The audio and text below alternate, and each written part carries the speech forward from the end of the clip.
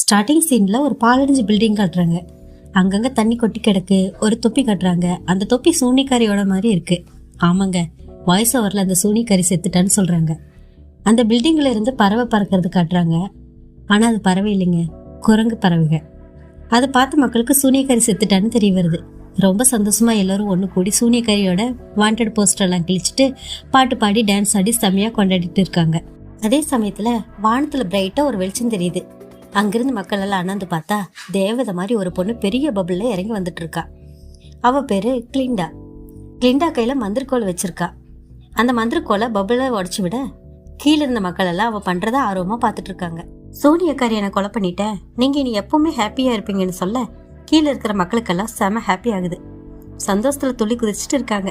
ஒருத்தர் கட்டி பிடிச்சிக்கிட்டு கொண்டாடிட்டு இருக்காங்க. அந்த கூட்டத்துக்குள்ள இருந்து ஒரு குட்டி பொண்ணு வெளி வந்து, நீ கிளிண்டா தானே, எப்படி கொண்டீங்கன்னு கேட்க கிளிண்டா ஃபிளாஷ்பேக் சொல்ல ஆரம்பிக்கிறா. மஞ்சிகிஸ் நாட்டில் ஒரு கவர்னர் இருந்தாரு. அவர் மனைவிக்கு வேறொருவங்க கூட கள்ள தொடர்பு இருந்துச்சு. அவளுக்கு ஒரு பச்சை கலர்ல ஒரு திரவத்தை கொடுத்து சந்தோஷப்படுத்திக்கிட்டு இருந்தா அந்த கள்ளக்காதலை. கொஞ்ச நாள்ல கவர்னர் மனைவி கர்ப்பமாயிட்டா. பிரசவ வலி வந்ததும் ஓனாயும் கரடியும் அவளுக்கு பிரசவம் பாக்குறாங்க. அவளுக்கு வித்தியாசமா பச்சை கலர்ல குழந்தை பிறக்குது. அதை பார்த்ததும் கவர்னர்ல இருந்து எல்லாருக்கும் ஷாக்கு. தப்பு செஞ்சது மனைவிக்குன்னு தெரியாம குழந்தை மேல கவர்னர் கோவத்தை காட்டுறாரு. முதல்ல அதை இங்கிருந்து தூக்கிட்டு போங்கன்னு கத்துறாரு. பயங்கரமா அழுதுகிட்டே குழந்தை அதோட சக்தியால எல்லாத்தையும் பறக்க விடுது. கரடி அந்த குழந்தையை தூக்கி சமாதானப்படுத்த அந்த குழந்தை கரடியை பார்த்து அழகா சிரிக்குது. அந்த குழந்தைக்கு எலிசபான்னு பேர் வைக்கிறாங்க. எல்ஃபான்னு கூப்பிடுவாங்க. இந்த குழந்தைக்கு அப்புறம் கவர்னர் மனைவிக்கு இன்னொரு பொண்ணு பிறக்குது. அவ பேரு நெசா. அந்த பொண்ணு நடக்க முடியாம வீல் சேர்ல இருக்கா. எல்ஃபா பார்க்க பயங்கரமா இருந்தாலும் அவ தங்கச்சி மேல ரொம்ப பாசமாவே இருக்கா. நல்லாவே பாத்துக்கிறா. அவளுக்கு கதையெல்லாம் சொல்றா. நெசா சந்தோஷமா கேட்டு இருக்கா. அங்க இருந்த சின்ன பசங்க எல்ஃபா பச்சை கலர்ல இருக்கிறத பார்த்து கேலி பண்ணிட்டு இருக்கிறத பார்த்து அவ சக்தியால சின்ன கற்களை அவங்க மேல தெரிக்க விடுறா. அதை பார்த்த நெசா அழ ஆரம்பிச்சிடுறா. அங்க வந்த கவர்னர் எல்ஃபாவை திட்டிட்டு நெசாவை கூப்பிட்டு போயிடுறாரு. இதனால எல்ஃபா கடுப்பானா. கிளிண்டா கதையை சொல்லிட்டு இருக்கிறப்ப மன்ஸ்கின்ஸ் நாட்டு மக்கள் சூனியக்காரியோட உருவபொம்மையை இழுத்துட்டு வராங்க. இந்த மாதிரி கொடூரக்காரிய நினைச்சு நம்ம ஃபீல் பண்ணக்கூடாது அப்படின்ட்டு பாட்டு பாட ஆரம்பிச்சிடுறாங்க, டான்ஸ் ஆட ஆரம்பிச்சிடுறாங்க. கிளிண்டா தீபதத்தை எடுத்து அந்த பொம்மை மேலே போட்டு கொளுத்து விட்டுறா. எனக்கு நிறைய வேலை இருக்கு, இங்கிருந்து கிளம்புறேன்னு சொல்லிட்டு கிளிண்டா கிளம்புறா. அந்த கூட்டத்துல இருந்து ஒருத்தி ஓடி வந்து, நீங்களும் சூனிக்காரியும் ஃப்ரெண்டு தானேன்னு கேட்க கிளிண்டா நானும் அவளும் ஒரே காலேஜில் தான் படித்தோம்னு அடுத்த கதையை சொல்ல ஆரம்பிக்கிறா. கிளிண்டா படகுல காலேஜில் சேர போறா. அவள் அப்பா அம்மா அவளை விட்டு போக பிரியம் இல்லாமல் ரொம்ப ஃபீல் பண்ணிட்டு போகிறாங்க. அப்போ எல்ஃபா என்ட்ரி கொடுத்ததும், இவளோட மந்திர சக்தி தான் எல்லாருக்கும் தெரியுமே, எல்லாரும் அவளை ஷாக்கிங்காக பார்க்குறாங்க. இந்த காலேஜில் மந்திர சக்திகளை கற்றுக்கிட்டு உன் குறைய நான் குணப்படுத்துவேன்னு கிளிண்டா சொல்ல எல்லோரும் கைத்தட்டி கிளிண்டாவை பாராட்டுறாங்க. அடுத்தவங்களோட பாராட்டுக்காக இதையெல்லாம் சொல்லாதேன்னு எல்ஃபா சொல்லிட்டு போக கவர்னர் அப்பாவுக்கு கோபம் வந்து, அங்கே என்ன பிரச்சனை பண்ணிக்கிட்டு இருக்க, வாயை முடிட்டு சும்மா இருன்னு கத்த, அதையும் எதுவும் கண்டுக்காம நெசா என் தங்கச்சின்னு எல்ஃபா எல்லோருக்கும் அறிமுகப்படுத்துறா. அவ சொல்றதை யாரும் கண்டுக்காம கிளம்பிட்டாங்க. கவர்னர் அப்பா நெசாக்கு வைரக்கற்கள் 15 சூவை பரிசா கொடுத்துட்டு, இங்கே நீ நல்லா படிக்கணும், யாரும் உனக்கு குறை சொல்லக்கூடாதுன்னு சொல்லிட்டு போறாரு. உனக்கு முன்னாடி நான் வந்து சீன் போட்டது ஓவர்தா, உனக்கு புது ஃப்ரெண்ட்ஸ் கிடைப்பாங்கன்னு எல்ஃபா நெசா கிட்ட சொல்றா. அதே போல நெசாக்கு 2 ஃப்ரெண்ட்ஸ் அறிமுகமாகறாங்க. கவர்னர் எல்ஃபா கிட்ட, நீ போய் அவளுக்கு எல்லா வசதியும் இருக்கா, எந்த பிரச்சனையும் இருக்காம பாத்துக்கன்னு சொல்லி அனுப்புறாங்க. அடுத்து காலேஜில் டீனா இருக்கிற மேடம் மாரிபிள் காட்டுறாங்க. எல்லோரும் இவங்க என்ன பேச போறாங்கன்னு ஆர்வமா இருக்காங்க. இன்னைக்கு வந்த ஸ்டூடெண்ட்ல ஒரு சிலரை மட்டுமே உயர்ந்து நிற்க போறாங்க, அதுல யாருன்னு நீங்களே முடிவு பண்ணுங்கன்னு சொல்ல எல்லோரும் கை தட்டுறாங்க. மேடம் மேரிபிள் பேசிக்கிட்டு கீழே இறங்கி போக கிளிண்டா அவங்க கிட்ட போய், உங்ககிட்ட தனிப்பட்ட முறையில நான் மந்திரம் கத்துக்கணும்னு கேட்க, எல்லோருக்கும் நான் கத்து தர மாட்டேன், நல்ல திறமையானவங்களுக்கு மட்டும்தான் கத்து கொடுப்பேன்னு மூஞ்சில் அடிச்ச மாதிரி சொல்லிட்டு போயிடுறாங்க. கவர்னரோட பொண்ணுன்னு நெசாவை கவனிச்சுக்க ஒரு மிஸ் வராங்க.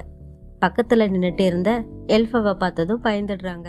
பயப்படாதீங்க, நான் படிக்க வரல, என் தங்கச்சி பார்த்துட்டு போக தான் வந்தேன்னு எல்ஃபா சொல்ல, அப்போ ஓகே, நானே உன் தங்கச்சி தள்ளிட்டு போறேன்னு தள்ளிட்டு போக அவ தானாவே போய்க்குவான்னு கத்த, அதை கேட்காம மிஸ் தள்ளிட்டு போனதை பார்த்து கோபமாகி எல்லாத்தையும் பறக்க விடுறா. அதை பார்த்து எல்லோரும் பயப்பட, இங்கேயாவது என்னை நிம்மதியா இருக்க விடுன்னு நெசா கத்திட்டு போறா. இதை மேல இருந்து பார்த்துட்டு இருந்த டீன் கீழே வந்து, இது உங்களுக்கு சாம்பிள் தான் காட்டினேன்னு சொல்ல எல்லோரும் ஆச்சரியமா பாக்குறாங்க. எல்ஃபா கிட்ட டீன் வந்து, நீயும் இங்க தங்கி படிக்கலாம், உன்னை யாரு கூட சேர்த்துக்க போறாங்கன்னு கேட்டுட்டு இருக்கிறப்பவே கிளிண்டா வேகமாக கை தூக்கிட்டு வரா. சூப்பர், ஊர்வமலையே தங்க வச்சுக்கோ, ஆனால் எல்ஃபாக்கு தனிப்பட்ட முறையில் நான் தான் பாடம் நடத்த போகிறேன்னு சொல்லிட்டு டீன் போயிடுறாங்க. டீன் கிட்ட எல்ஃபா எனக்காக நீங்கள் தானே சக்தியை பயன்படுத்தினீங்கன்னு சொன்னதுக்கு தேங்க்ஸ்னு சொல்கிறான். உன்னால் அந்த சக்தியை கட்டுப்படுத்த முடியுமான்னு டீன் கேட்க, கோபம் வந்தால் தான் அந்த சக்தி வரும், அது சக்தி இல்லை என்னோட சாபம்னு சொல்கிறான். கவலைப்படாத, அந்த சக்தியை நல்ல வழியில் பயன்படுத்த உனக்கு சொல்லித்தரேன். உன் திறமையை பார்த்து பெரிய மந்திரவாதி அசிஸ்டண்ட்டாக சேர்த்துப்பாங்கன்னு டீன் சொல்ல, என் அப்பா இங்கே படிக்க ஒத்துக்க மாட்டாருன்னு சொல்ல, கவலைப்படாத அதை நான் பார்த்துக்கிறேன்னு டீன் சொல்லிட்டு போகிறாங்க. இதை கேட்டு சந்தோஷப்படுற எல்ஃபா அங்கிருந்து கிளிண்டா ரூமுக்கு போகிறா. சின்ன இடமா ஒதுக்கி இருக்கா கிளிண்டா, இருந்தாலும் பரவாயில்லன்னு அதிலேயே படுத்துக்கிறா எல்ஃபா. எல்லோரும் கிளிண்டாக்கு சப்போர்ட்டாக இருக்காங்க. எல்ஃபாவே எல்லாரும் ஒதுக்கி வைக்கிறாங்க. இதை பற்றியெல்லாம் கொஞ்சம் கூட கவலைப்படாமல் டீன் மேரிபல் கிட்ட எல்ஃபா பாடம் கற்றுக்கிறான். இதை பார்த்து கிளிண்டா ரொம்ப பொறாமப்படுறா. ஒரு நாள் ஆடு பாடம் நடத்த வருது. அதை கிளிண்டா பயங்கரமாக கிண்டல் பண்ணுறா. ஆனால் அந்த ஆடு இந்த உலகத்தில் பெரிய மந்திரவாதி வரதுக்கு முன்னாடி ஏன் திறமையுள்ள மிருகங்களை வெறுத்தாங்கன்னு தெரியுமான்னு கேட்க, பஞ்சம் அதிகமாக இருக்கும்போது யாரையாவது காரணம் காட்டுறதுக்காகவே இந்த மனுஷங்க வித்தியாசமான ஜீவராசிக மேலே கவனத்தை செலுத்தினான்னு எல்ஃபா சொல்கிறான். சரியான பதில்னா ஆடு பாராட்டுது.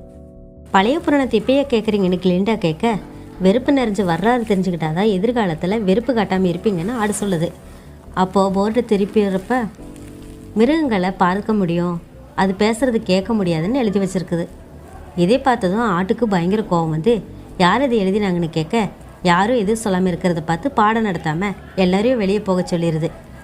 எல்லோரும் போனதும் எல்ஃபா மட்டும் கண்ணாடி பூங்கத்து மேலிருந்து விழுந்ததை எடுத்து மேலே வைக்கிறா.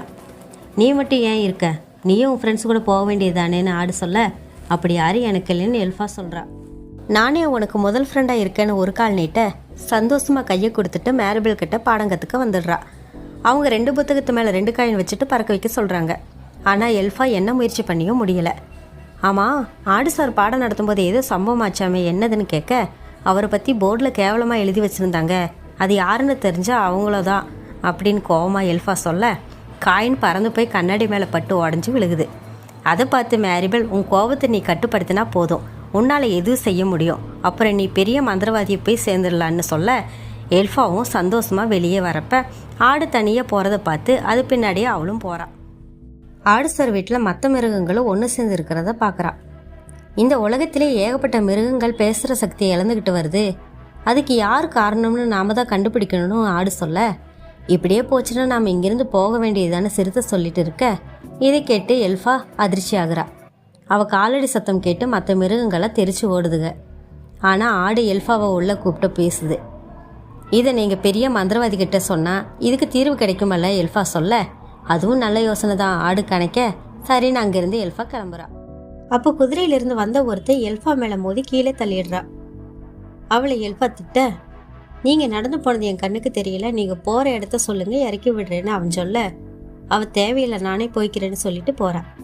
என்ன முறப்பா பேசுகிறா, என்கிட்ட முறப்பா பேசுகிற பொண்ணு இப்போ தான் பார்க்குறேன்னு அவன் ஆச்சரியமாக பார்க்குறான். அடுத்த நாள் காலையில் விங்கிள் நாட்டு இளவரசனான ஃபியாரோ காலேஜில் படிக்க வரான்னு அறிவிக்கிறாங்க. அது யாருன்னு பார்த்தா நம்ம எல்ஃபா மேலே குதிரை வண்டியில் விட்டு தள்ளின்னு வந்தா. இவனை பார்த்து எல்லாரும் பயங்கரமாக வழியிறாங்க. இவனுக்கு பார்க்கறதுக்குன்னே மேக்கப் போட்டு கிளிண்டா சீன் போட்டு வரான். யாரோ எல்லாரையும் கேவலமாக பார்த்தான். கிளிண்டாவை பார்த்ததும் வழிய தொடங்குறான். கிளிண்டா அவனை கூப்பிட்டு லைப்ரரிக்கு போகிறான். ஆனால் அவன் எனக்கு ஆஸ்பால் ரூமுக்கு தான் போகணும்னு சொல்ல, அது தடை செய்யப்பட்ட பகுதின்னு சொல்ல, நமக்கு தடைகளை உடைக்கிறதா ரொம்ப பிடிக்கும்னு பாட்டு பாடி ஆட்டமாட ஆரம்பிக்கிறான். அவங்க கூட சேர்ந்து எல்லாரும் ஆட ஆரம்பிச்சிடுறாங்க. இதுக பண்ணுற கிறுக்குத்தனத்தை பார்க்க பிடிக்காம எல்ஃபா கிளம்பிடுறா. இன்றைக்கி எல்லோரும் சேர்ந்து ஆஸ்பால் ரூமுக்கு போய் டான்ஸ் ஆடுவோம்னு பியாரர் சொல்ல, எல்லோரும் ஒத்துக்கிட்டு கலைஞ்சு போகிறாங்க. நீயும் வரையா டான்ஸ் ஆடன்னு கிளிண்டாட்ட ஃபியாரா கேட்க, அவள் நெஸ்ஸா இருக்கிறத பார்த்து எனக்கு அடுத்தவங்களுக்கு உதவி பண்ணுறது ரொம்ப பிடிக்கும், அங்கே பாரு நெஸ்ஸா மட்டும் தனியாக உட்காந்துருக்கா, நீ போய் அவளுக்கு உதவி பண்ணு, உன்னை எனக்கு ரொம்ப பிடிக்கும்னு கோர்த்து விடுறான். அவனும் போய் நெஸ்ஸா கிட்ட டான்ஸ் ஆட வரையான்னு கேட்க அவளும் சந்தோஷமாக ஓகேன்னு சொல்லிடுறா. கிளிண்டா பார்ட்டிக்கு ரெடி ஆகிட்டு இருக்கிறப்ப அங்கே இருந்த ஒருத்தன் அவள் ட்ரெஸ் பாக்ஸில் இருந்து கருப்பு தொப்பியை எடுத்து பார்த்துக்கிட்டு இருக்கா. உடனே கிளிண்டா, அது என் பாட்டி எப்போவுமே கேவலமான தொப்பி தான் செஞ்சு கொடுப்பாங்க, அது எனக்கு பிடிக்காதவங்களுக்கு கிஃப்டாக தரப்போறேன்னு சொல்கிறான். அப்போ எல்ஃபா உள்ள வர கிளிண்டா அந்த தொப்பியை அவளுக்கு கொடுத்து, இன்னைக்கு பார்ட்டி இருக்கு நீயும் வான்னு அவளை கூப்பிடுறான். அன்னைக்கு நைட் எல்லோரும் சேர்ந்து ஆஸ்பால் ரூமுக்கு போகிறாங்க. அப்போ எல்ஃபா மட்டும் மேடம் மாரிபெல்லாவை தனியாக பார்த்து பேசுகிறான். இங்கே ஒரு வாக்குன்னு ஒரு கேரக்டர் காட்டுறாங்க. அவன் நம்ம நெஸ்ஸாவை ஒன் சைடாக நூல் விட்டுட்ருக்கா. இந்த பக்கம் எல்லோரும் பாட்டு பாடி டான்ஸ் ஆடிட்டு இருக்காங்க. அதுல ஃபியாரோ கிளிண்டாவுக்கு முத்தம் கொடுக்கறத பார்த்து வாக்கு நெசாவை டான்ஸ் ஆட கூப்பிடுறான். இவ கூப்பிட்டதும் சந்தோஷமா வந்து நெசாவும் டான்ஸ் ஆடுறா. நெசா அவ அப்பா கொடுத்த வைர ஷூ போட்டிருக்கா. எல்லோரும் ஆடிட்டு இருக்கிறப்ப மேடம் மேரிபிள் அங்க வந்து கிளிண்டா கூட இருந்த ஃபியாராவை விரட்டி விட்டுட்டு அவளுக்கு ஒரு மந்திர கோலை பரிசா தந்து, எல்ஃபா இதை உனக்கு கொடுக்க சொன்னா, அதே போல உனக்கும் பாடம் நடத்த சொன்னா, இல்லைன்னா அவ காலேஜ் விட்டு போறான்னு மிரட்டுறா. எனக்கு அவ ரொம்ப முக்கியம். உன்னை என் மாணவி ஏத்துக்கிற. கண்டிப்பா நீ தேர மாட்டேன்னு எனக்கு நல்லாவே தெரியும்னு சொல்லிட்டு போயிடுறாங்க. எல்ஃபா கருப்பு ட்ரெஸ் போட்டுக்கிட்டு கிளிண்டா கொடுத்த தொப்பியும் மாட்டிக்கிட்டு வரா. அவளை பார்த்தது எல்லோரும் கேவலமா சிரிக்கிறாங்க. எல்ஃபாக்கு ஆறுதல் சொல்ல நெசா கூட முன் வரல. அப்போ தொப்பியை கீழே வச்சுக்கிட்டு மியூசிக் இல்லாம எல்ஃபா ஆட ஆரம்பிச்சிடுறா. எல்லோரும் கிண்டல் பண்றதை கவனிச்ச ஃபியாரோ இதெல்லாம் இவ பெருசா எடுத்துக்க மாட்டான்னு சொல்றா. கிளிண்டா மட்டும் அவ மனசுல என்ன இருக்குன்னு புரிஞ்சுக்கிட்டு அவ கூட வந்து டான்ஸ் ஆடுறா. அதை பார்த்த மற்றவங்களும் அவளை தடுத்து நிறுத்த முயற்சி பண்ண, நீங்க ஓரமா நில்லுங்கன்னு கத்திட்டு வந்து டான்ஸ் ஆடுறா. எல்ஃபாவும் கிளிண்டாவும் போடுற ஸ்டெப் நல்லா இருக்குதுன்னு எல்லாரும் அதே மாதிரி ஆட ஆரம்பிச்சிடுறாங்க. அப்போ கிளிண்டா எல்ஃபாவை கட்டி பிடிச்சிக்கிறா. இதை பார்த்து நெசாவும் சந்தோஷப்படுறா. ஒரு வழியா பார்ட்டியை முடிச்சுட்டு ரூமுக்கு வந்துடுறாங்க. இது வரைக்கும் நீ எந்த பார்ட்டிக்கு போனது இல்லையான்னு கிளிண்டா கேட்க, இதுதான் என் முதல் பார்ட்டின்னு எல்ஃபா சொல்றா. அப்படியே நைஸா நம்ம 2 பேரும் ரகசியத்தை பகிர்ந்து கொள்ளலான்னு கிளிண்டா எல்ஃபா கிட்ட, எனக்கும் ஃபியாரோவுக்கும் கல்யாணம் நடக்க போகுது, அது ஃபியாரோவுக்கே தெரியாதுன்னு சொல்ல, எல்ஃபாக்கு ரகசியம் சொல்ல எதுவும் இல்லை. யோசிச்சுட்டு இருக்கிறப்ப, உன் தலைக்கு அடியில் பச்சை கலர் பாட்டில் வச்சிருக்கியே அது என்னன்னு எடுத்து கேட்க, அதை ஒழுங்கா குடுன்னு எல்ஃபா பிடுங்கி வச்சதும் கோவிச்சுக்கிட்டு கிளிண்டா போயிடுறா. கிளிண்டா கோவிச்சுட்டு போறதை பார்த்து, என் அப்பாவுக்கு என்னை சுத்தமா பிடிக்காது, என் தங்கச்சி முடக்குவாத வர காரணம் நான் தான், என் அம்மாவுக்கு 2வது குழந்தை பிறக்க போகுதுன்னு தெரிஞ்சதும் என்ன மாதிரி பிறக்கக்கூடாதுன்னு ஏகப்பட்ட மருந்து அரைச்சி கொடுத்துட்டாரு என் அப்பா. அதனால காலில் சக்தி இல்லாமல் பிறந்துட்டா என் தங்கச்சி. இதை பிரசவத்திலேயே என் அம்மாவும் இறந்துட்டாங்க. அவங்க நினைவாதான் இந்த பாட்டில் எடுத்து வச்சிருக்கேன்னு சொல்றா. கில்டாவுக்கு கஷ்டமாயிருது. சரி, நீ உன் தங்கச்சியை நினச்சி ஃபீல் பண்ணாத. என் முதல் கடமை உன்னை அழகாக்குறது தான். முதல்ல என் முடியை போல உன் முடியை சிலிப்பு விட்டு கற்றுக்கோ. அடுத்தது நீ பச்சை கலராக இருக்கிறதுனால பிங்க் கலர் ட்ரெஸ்ஸாக போடுன்னு சொல்லிட்டு மாரிபெல் கொடுத்த மந்திரகோலை யூஸ் பண்ணி அவளை அழகாக்க முயற்சி பண்ணுறா. ஆனால் அது யூஸ் ஆகலை. முதல்ல ஒருத்தி என் மேலே அக்கறை காட்டுறான்னு எல்ஃபா அங்கேருந்து போயிடுறா. அப்பவும் கிளிண்டா, நான் உன்னை அழகாக்கி காட்டுவேன்னு பாட்டு பாடிட்டு இருக்கா. வெளியே வந்த எல்ஃபா கிட்ட எல்லோரும் சகஜமாக பேசுகிறாங்க. எல்ஃபா தனியாக வந்து கிளிண்டா சொல்லி கொடுத்த மாதிரி முடிய அங்கேயும் இங்கேயும் ஆட்டி பார்த்துட்டு இருக்கா. இதை பார்த்த ஃபியாரோ, உனக்கு இது செட் ஆகாதுன்னு சொல்கிறா. சரின்னு அவள் கிளாஸுக்கு வந்து ஆடு சாருக்கு பூக்களை கொடுக்குறா. ஆனால் ஆடு சார், எனக்கு எதுவும் வேண்டாம், எல்லோரும் உட்காருங்க, நான் சொல்கிறது காது கொடுத்து கேளுங்க, நான் வர கடைசி நாள் இதுதான், இனி வரமாட்டேன்னு சொல்ல எல்லோரும் ஷாக்கிங்காக பார்க்குறாங்க. அங்கே போலீஸ்காரங்க உள்ளே வந்து ஆட்டை இழுத்துட்டு போக எல்ஃபா தடுக்க பார்க்குறா. இன்னொரு மிஸ் பக்கத்தில் இருந்துட்டு, போலீஸ் அவங்க கடமையை செய்கிறப்ப தடுக்காதீங்கன்னு சொல்கிறாங்க. அப்போ உங்களுக்கு பாதி கதை தான் சொல்லியிருக்காங்க, நடந்தது என்னன்னு உங்களுக்கு தெரியாதுன்னு ஆடு சார் சொல்ல, அது யாரும் கண்டுக்காம விட்டாலும் எல்ஃபா மட்டும் யோசிச்சுட்டே இருக்கா. அந்த நேரம் புதுசாக வந்த சார் ஒரு சின்ன சிங்கத்தை கூண்டில் இருந்து காட்டி, இதுக்கப்புறம் எல்லா மிருகங்களையும் கூண்டில் தான் அடைச்சி வைக்க போகிறோம், இனி இதுக்கு பேசவே முடியாத மாதிரி செய்ய போகிறோம்னு சொல்ல எல்ஃபாவுக்கு செம்ம கோபம் வந்து அவ சக்தியை யூஸ் பண்ணி ஆடு சாருக்கு எடுத்துகிட்டு வந்த பூக்களை பார்க்க விடுறான். அந்த பூ ரூம் ஃபுல்லாக பறந்ததும் எல்ஃபாவையும் ஃபியாராவையும் தவிர எல்லோரும் மயங்கிடுறாங்க. அதுக்கப்புறம் 2 பேரும் அந்த சிங்கக்குட்டியை தூக்கிட்டு சைக்கிளில் காட்டுக்குள்ளே போயிடுறாங்க. கிளாஸுக்கு வந்த மேரிபெல் பூக்கள் பறந்து கிடக்கிறதையும் எல்லாரையும் மயங்கி கிடக்கிறதையும் பார்த்துட்டு, இது நிச்சயமா எல்ஃபாவோட வேலையாக தான் இருக்குன்னு தெரிஞ்சுக்கிட்டு உடனே போய் பெரிய மந்திரவாதிக்கு இதை பற்றி எல்லாத்தையும் லெட்டரில் எழுதுறாங்க. இந்த பக்கம் சிங்கக்குட்டியை காட்டுக்குள்ளே தூக்கிட்டு வந்துட்டாங்க. நீ எப்பவுமே பிரச்சனையை தேடி தேடி போவியான்னு ஃபியாரா கேட்க, நானே பெரிய பிரச்சனையா இருக்கிறதுனால எனக்கு கவலை கிடையாது, நீ எதுக்கு வந்தேன்னு எல்ஃபா கேட்க, நீ எதுக்கு என்னை மட்டும் விட்டு எல்லாரையும் மயங்க வச்சுன்னு 2 பேரும் சண்டை போட்டுக்கிறாங்க. அதே சமயம் கிளிண்டா மயக்கம் தெளிஞ்சு எந்திரிச்சு பார்த்தா பக்கத்துல ஃபியாரோ காணோம்னு பார்த்துட்டு அவ சிங்கக்குட்டியை காட்டுக்குள்ள தூக்கிட்டு போயிருப்பான்னு தெரிஞ்சுக்கிறான். காட்டுக்குள்ள தனியா நின்றுட்டு இருந்த எல்ஃபா ஃபியாரோவை நினைச்சு பாடும்போது, நான் அவனுக்கு ஏத்த பொண்ணு கிடையாது, கிளிண்டா தான் அவனுக்கு செட் ஆவான்னு ஃபீல் பண்றான். 2 பேரும் திரும்பி வந்ததும் கிளிண்டா ஓடி போய் ஃபியாரோவை கட்டி பிடிக்கிறா. இதை ஓரமா நின்று எல்ஃபா பார்த்துட்டு இருக்கா. அடுத்த நாள் காலையில எல்ஃபாவை மேரிபெல் கீழே வர சொல்றாங்க. என்னன்னு பார்த்தா பெரிய மந்திரவாதி கிட்ட இருந்து பலூன்ல ஒரு லெட்டர் வந்திருக்குன்னு சொல்றாங்க. எல்ஃபா முன்னாடி போய் லெட்டரை பிரிச்சு படிக்கிறா. அதுல எமரால்டு நகரத்துக்கு உடனே வந்து உங்கள் திறமையை காட்டுங்கன்னு எழுதியிருக்கு. என் சக்தி என்னால் கட்டுப்படுத்த முடியாதப்ப நான் எப்படி போய் அங்கே திறமையை காட்டுறதுன்னு வருத்தப்பட்டு சொல்ல, அதுக்கு மேடம் மேரிபெல், நீ கவலைப்படாதம்மா, நிச்சயம் உன்னால சாதிக்க முடியும்னு சொல்றாங்க. கொஞ்ச நேரத்துல எல்ஃபா ரயில்வே ஸ்டேஷன் வந்ததும் அங்கிருந்த மாணவர்கள் எல்லாரும் வழி அனுப்பி வைக்க வந்திருக்காங்க. அங்க வந்த கவர்னர் கிட்ட நெசா வாக்க அறிமுகப்படுத்துறா. என் பொண்ணுக்கு உன்னால எந்த ஒரு கஷ்டமும் வந்துடக்கூடாதுன்னு சொல்றாரு. அப்போ கிளிண்டா கிட்ட எல்ஃபா பியாரோ வரலையான்னு கேட்க, அவன் முன்ன மாதிரி இல்ல, எப்பவுமே கவலையோட சுத்திட்டு இருக்கான்னு சொல்லிட்டு இருக்கிறப்பவே பியாரோ அங்க வந்துடுறான். ஆடுசாரை கைது பண்ணினதுனால என்னால நிம்மதியா தூங்க முடியல, அதான் நான் கவலையா இருக்கேன்னு சொல்றான். பியாரோ எல்ஃபாக்காக ஒரு பூவை கொடுக்குறா. அதை வாங்கிட்டு எல்ஃபா ட்ரெயின் ஏறையில எல்லாரும் கைதட்டி ஆரவாரம் பண்றாங்க. கிலிண்டாவை பார்த்து எல்ஃபா டாட்டா காட்டினதும் ட்ரெயின் எடுத்துடுறாங்க. கில்டா அவளுக்காக வாங்கி வச்சிருந்த புத்தகத்தை ஓடி போய் கொடுக்குறா. அப்போ நீயும் என் கூடவே வந்துருன்னு எல்ஃபா உள்ள இழுத்து போட்டுடுறா. 2 பேரும் சந்தோஷமா எமரால்டு நகரத்துக்கு வந்து சேர்ந்துடுறாங்க. இங்க இருக்கிற மக்கள் எல்லாம் பெரிய மந்திரவாதியை பத்தி ஆடிப்பாடி கதை சொல்ல ஆரம்பிக்கிறாங்க. முன்னொரு காலத்துல 2 அறிவா இருந்த மந்திரவாதிக ஒரு புத்தகத்தை எழுதி வச்சாங்க. அதை படிக்க தெரிஞ்சவங்க யாரும் உயிரோடு இல்லாதப்பதான் பெரிய பஞ்சம் வந்துச்சு. எதிர்காலத்துல சத்தியோட பிறக்கிற ஒருத்தரால மட்டும்தான் இந்த புத்தகத்தை படிக்க முடியும்னு எழுதி வச்சிருந்தாங்க. அந்த சமயம் வானத்துல இருந்து ஒரு பெரிய மந்திரவாதி தான் அந்த புத்தகத்தை மறுபடியும் படிச்சு நம்ம பஞ்சத்தை போக்குனாரு. அவரால் தான் நாம இப்போ நிம்மதியா வாழ்ந்துட்டு இருக்கோம்னு சொல்றதை கேட்டுட்டு அரண்மனையில் இருக்கிற காவலர்கிட்ட போய் எல்ஃபா லெட்டர் காட்டுறா. அதை பார்த்துட்டு அவளை உள்ள அனுப்புறாங்க. கில்டாவையும் கூட்டிட்டு எல்ஃபா உள்ள போறா. அங்க குரங்குக மட்டும்தான் கவசோட போட்டுட்டு காவலாளியா நிக்குதுங்க. நீ எதை பார்த்தும் பயப்படாதுன்னு கிளிண்டா எல்ஃபாக்கு தைரியம் சொல்லி கூட்டிட்டு போறா. உள்ள போனவங்க பெரிய மந்திரவாதி உருவத்தை பார்த்து பயந்து போறாங்க. ஆனா எல்ஃபா முன்னாடி போய் பேர் சொன்னதும் சாதாரண மனுஷனா வெளியில வராரு அந்த மந்திரவாதி. இந்த பெரிய உருவத்து மேலதான் மரியாதை வச்சிருக்காங்க, அதனால நீ பெருசா எடுத்துக்காதுன்னு சொல்லி அது காதுல இருந்து ஒரு காயினை எடுத்து காட்டுறாரு. அந்த ஆஸ் நகரத்துல இருந்து சில மாற்றங்கள் கொண்டு வர போறேனும் 3D மாடல் காட்டுறாரு. அது அக்கம் பக்கம் ஊர்ல இருந்து எப்ப வேணாலும் ஆஸ் நகரத்துக்கு வரக்கூடிய ரோட காட்டுறாரு. அதுல எந்த கலர் போடலான்னு அவங்க கிட்ட கேட்க எல்ஃபா ஒவ்வொரு கலரா வைக்கிறப்ப கிலிண்டா மஞ்சள் கலரை சொல்றான். அடுத்த அரண்மனை மாடியில இருக்கிற அவரோட பொம்மையை காட்டிட்டு என் பக்கத்துல நீ தான் நிக்கணும்னு எல்ஃபாவோட பொம்மையை காட்டுறாரு. அதுவும் பச்சை கலர் இருக்கிறத பார்த்துட்டு எல்ஃபாவும் ரொம்ப ஃபீல் பண்றா. நீ விருப்பப்பட்டா உன் நிறத்தை மாத்திடுறேன்னு சொல்றாரு. அதை பத்தி யோசிச்ச எல்ஃபா, என் நிறத்தை பத்தி எனக்கு கவலை இல்ல, இப்போ பேசுற மிருகங்க ஆபத்துல இருக்குங்க, அவங்கள எப்படியாச்சும் காப்பாத்துருங்கன்னு கேக்குறா. உன் ஆசையை நான் நிறைவேற்றி வைக்கிறேன்னு சொல்றாரு. அந்த இடத்துக்கு மேடம் மேரிபெல் வராங்க. அவங்கள பார்த்ததும் எல்ஃபா ஓடி போய் கட்டி பிடிச்சிக்கிறா. அவ பக்கத்துல கிலிண்டா இருக்கிறத பார்த்து கத்த ஆரம்பிச்சிடுறாங்க. அப்போ குரங்கு காவலன் ஸ்கிரீன் போட்டு வச்சிருந்த மந்திர புத்தகத்தை திறந்து காட்ட கில்டா மேடம் மேரிபெல்ல கிட்ட இதை தொட்டு பார்க்கவான்னு கேட்க அதெல்லாம் முடியாதுன்னு சொல்லிடுறாங்க. அப்போ எல்ஃபா அந்த புத்தகத்தோட பக்கத்துல போனதும் தானா திறக்குது. அதுல இருந்து எழுத்துக்கள் எல்லாமே எல்ஃபாக்கு நல்லாவே படிக்க தெரியுது.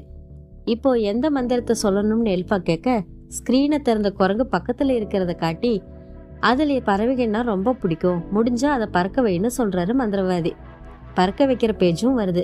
அதை படிச்சு முடிச்சதும் குரங்கு வழியில பயங்கரமா கத்துது. என்னன்னு பார்த்தா அது உடம்புல இருந்து ரெக்க தானா வெளிவருது. அதை பார்த்து 3 பேரும் ஆச்சரியப்படுறாங்க. நான் சொன்னேன்ல நீ நிச்சயமா சாதிப்பேன்னு மேரிபெல் சொல்லி சந்தோஷப்படுறாங்க. ஆனா குரங்கு கஷ்டப்படுறத பார்த்து எல்ஃபா ஃபீல் பண்றா. இந்த குரங்க பழைய நிலைமைக்கு மாத்த முடியுமான்னு கேட்க மேரிபெல் அதுக்கான மந்திரம் இல்லைன்னு சொல்லிடுறாங்க. அதே சமயம் வெளியில இருக்கிற குரங்குகளும் அழுகிற சவுண்டு போய் பார்த்தா அதுங்களுக்கும் ரெக்க முளைச்சிட்டு இருக்கிறத பார்த்து மேரிபெல்லும் பெரிய மந்திரவாதியும் சந்தோஷப்பட்டு இருக்காங்க. இதை பார்த்து செம டென்ஷன் ஆகி எல்ஃபா வெளியில வந்துடுறா. இதுகளை பறக்கும் உளவாளிய பயன்படுத்தலாம்னு சொல்றாங்க.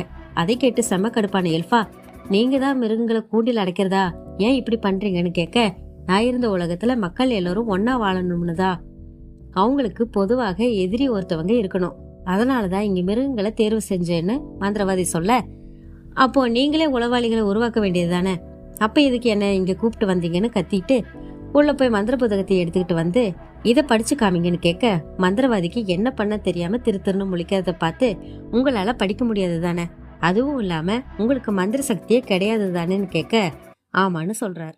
உடனே எல்ஃபா இனி இந்த மந்திர புத்தகமும் நானும் இருக்க மாட்டோம்னு வெளியே வர உடனே மேரிபெல் குரங்கு காவலர்கிட்ட போய் அந்த பச்சை கலர் பொண்ணை புடிச்சிட்டு வாங்கன்னு சொல்ல அப்போ பறக்கும் குரங்குக எல்ஃபாவை துரத்துதுங்க. அந்த பக்கம் மந்திரவாதி போய் மனித காவலர்கிட்ட எல்ஃபாவை பிடிச்சுக்கிட்டு வாங்கன்னு சொல்றாரு. எல்ஃபாவும் கிளிண்டாவும் ரகசிய அறையை கண்டுபிடிச்சு உள்ள போயிடுறாங்க. அங்க ஹாட் ஏர் பலூன்ல ஏறி தப்பிச்சு போக பாக்குறப்ப மனுஷ காவலர்கள் வந்துடுறாங்க. அப்போ ஹாட் ஏர் பலூன்ல கிளிண்டாவை ஏற சொல்லிட்டு நெருப்பை அதிகப்படுத்தி மேல பறந்து போக வைக்கிறா. பறக்கிறப்ப கூரையில இருக்கிற கதவை மூடிடுறாங்க. ஹாட் ஏர் பலூன் குத்தி உடஞ்சிருது.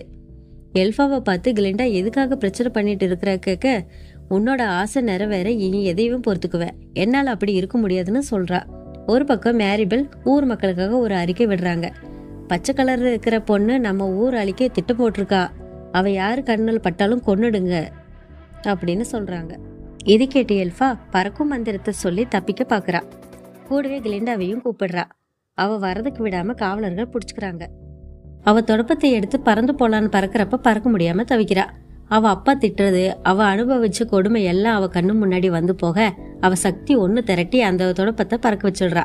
திரும்பி வந்து அங்கிருந்த மந்திரவாதியையும் மேரிபெல்லாவையும் பார்த்து, இங்க இருக்கிற யாராலையும் என்னை தடுத்து நிறுத்த முடியாது, எனக்கு எது சரின்னு படுதோ அதைத்தான் நான் செய்வேன்னு சொல்லிட்டு பறந்து போயிடுறா. இந்த சம்பவத்தை கேட்ட அவ அப்பா நெஞ்சு வலியில படுத்துட்டாரு. இவங்க எல்லாரையும் எப்படி சமாளிச்சு மிருகங்களை காப்பாற்ற போறான்னு அடுத்த பாகத்துல தெரிஞ்சுக்கோங்கன்னு கண்டினியூன்னு போட்டு முடிச்சிட்டாங்க. இப்போ நமக்கு ஒரு டவுட் இருக்கும். ஸ்டார்டிங்ல எல்ஃபா சூனியக்காரின்னு சொன்னாங்க, ஆனா மூவில நல்லவளா இருக்கா. இன்னொன்னு கிளிண்டா எல்ஃபாவை கொண்டுட்டு தான் சொன்னாங்க. அவ எப்படி தேவதையா மாறினா? எல்ஃபாவை ஏன் கொல்லணும்? நெக்ஸ்ட் பார்ப்போம்.